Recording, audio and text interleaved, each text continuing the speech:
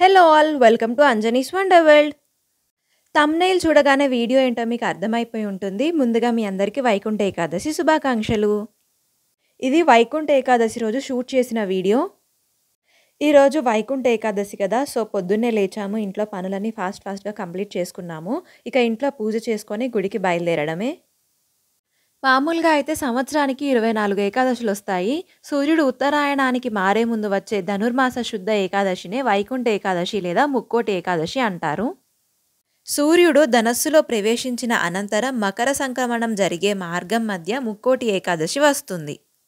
ముక్కోటి ఏకాదశి నాడే హాలాహలం, అమృతం రెండూ పుట్టాయి. ఈ రోజునే శివుడు హాలాహలం మింగాడు. మహాభారత యుద్ధంలో భగవద్గీతను కృష్ణుడు అర్జునునికి ఇదే రోజున ఉపదేశించాడని విశ్వాసముంది. ఈ రోజున వైకుంఠ వాకిళ్లు తెరుచుకొని ఉంటాయని వైష్ణవ దేవాలయాల్లో గల ఉత్తర ద్వారం దగ్గర భక్తులు తెల్లవారుజామునే భగవద్ దర్శనార్థం వేచి ఉంటారు. ఇంట్లో పూజ కంప్లీట్ చేసుకొని గుడికి బయలుదేరాము. ముక్కోటి ఏకాదశి సందర్భంగా శ్రీ గణపతి సచ్చిదానంద స్వామివారు నిజామాబాద్లో ఉన్న ఉత్తర తిరుపతి క్షేత్రానికి వచ్చారు. మేము అక్కడికే వెళ్తున్నాము. అయితే ఈ ముక్కోటి ఏకాదశి గురించి ఒక చిన్న స్టోరీ చెప్తాను. వీడియోని స్కిప్ చేయకుండా చివరి వరకు చూడండి. పద్మపురాణం ప్రకారం విష్ణువు నుంచి ఉద్భవించిన శక్తి మురా అనే రాక్షసుడిని సంహరించిన రోజు వైకుంఠ ఏకాదశి. కృతయుగంలో మురా అనే రాక్షసుడు దేవతలను, సత్పురుషులను బాధించేవాడు. దేవతలు తమ గోడును విష్ణుమూర్తికి విన్నవించి రక్షించమని ప్రార్థించారు. విష్ణువు మురాసురుడిపై దండెత్తి మొదట రాక్షస సైన్యాన్ని సంహరించాడు. కానీ మురాసురుడు మాత్రం తప్పించుకొని వెళ్ళి సాగర గర్భంలో దాక్కున్నాడు. మురాసురుడిని బయటకు రప్పించే ఉపాయాన్ని విష్ణువు ఆలోచించి ఒక గుహలోకి వెళ్ళాడు. విష్ణువు నిద్రిస్తున్నాడని భ్రమించిన మురాసురుడు విష్ణువును వధించడానికి అదే అనువైన సమయమని కత్తిని ఎత్తాడు. అంతే, వెంటనే మహాలక్ష్మి దుర్గరూపంలో అక్కడ ప్రత్యక్షమై మురాసురుడిని సంహరించింది. విష్ణువు లేచి ఆమెను మెచ్చుకొని ఆమెకు ఏకాదశి అనే బిరుదునిచ్చాడు. అప్పటి నుంచి ఏకాదశి వ్రతం ప్రాచుర్యం పొందింది. ఆ రోజున ఉపవాసం ఉన్న వారి పాపాలను పరిహరించాలని ఆమె కోరింది. ధనుర్మాస శుక్ల ఏకాదశి రోజున ఉపవాసం ఉన్న వారికి వైకుంఠ ప్రాప్తి కలుగుతుందని విష్ణువు వరమిచ్చాడు. వైకుంఠ ఏకాదశి రోజున ముర బియ్యంలో దాక్కుంటాడని, అందుకే బియ్యంతో చేసిన ఏ పదార్థం తినకుండా ఉండాలని అంటారు. ఈ రోజున ఉపవాసం ఉంటే మిగతా 23 ఏకాదశులు ఉపవాసం ఉన్నట్టే అని విష్ణు పురాణం చెబుతోంది. ముర అంటే తామసిక, రాజసిక గుణాలకు, అరిషడ్వర్గాలకు ప్రతీక. వీటిని ఉపవాస జాగరణాల ద్వారా జయిస్తే సత్వగుణం లభించి తద్వారా ముక్తికి మార్గం ఏర్పడుతుంది. వరి అన్నంలో ముర నివాసం ఉంటాడు కనుక మందబుద్ధిని ఇచ్చి జాగరూకతను దెబ్బతీస్తాడని అంతరార్థం. ఏకాదశి నాడు ఉపవాసం ఉండి ద్వాదశి నాడు అన్నదానం చేస్తారు. ఒకరోజు భోజనం చేయక తరువాతి రోజు చేయడం వలన జిహ్వకు భోజనం రుచి తెలుస్తుంది. సో ఫైనల్లీ టెంపుల్కి రీచ్ అయిపోయాము. లోపలికి వెళ్ళి దర్శనం కూడా చేసుకొని వచ్చాము. చూశారు కదా ఎంత రష్ ఉందో లోపల.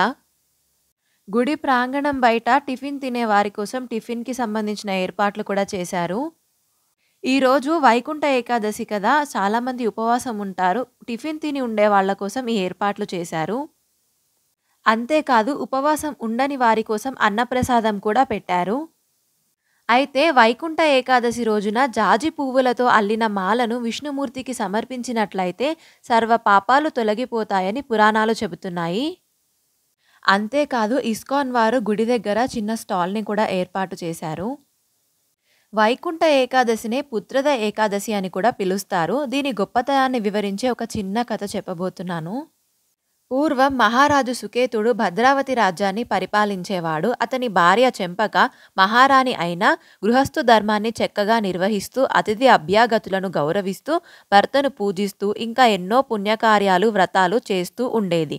వారికి పుత్రులు లేకపోవడంతో జీవితంలో తీరని లోటుగా మారింది.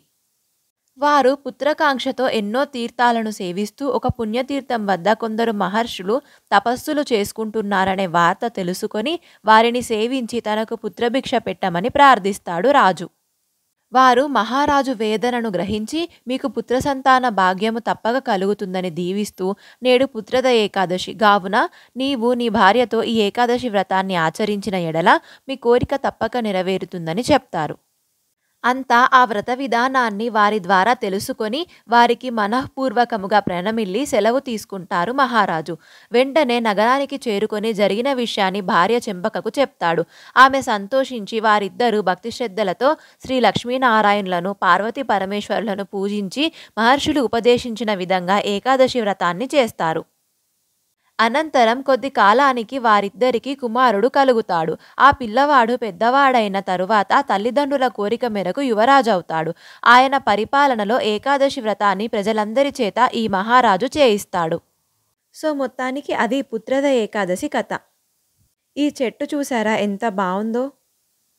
ఉత్తర తిరుపతిలో దర్శనం అయిపోయిన తర్వాత పక్కనే ఉన్న మహాలక్ష్మి అమ్మవారి గుడిలో కూడా దర్శనం చేసుకున్నాము. మీరు ఇందాకటి క్లిప్‌లో చూసిన చెట్టు మహాలక్ష్మి అమ్మవారి గుడిలోదే. సో అదండి వైకుంఠ ఏకాదశి మరియు పుత్రద ఏకాదశి కథ. Thank you for watching the video. Do like, share and subscribe.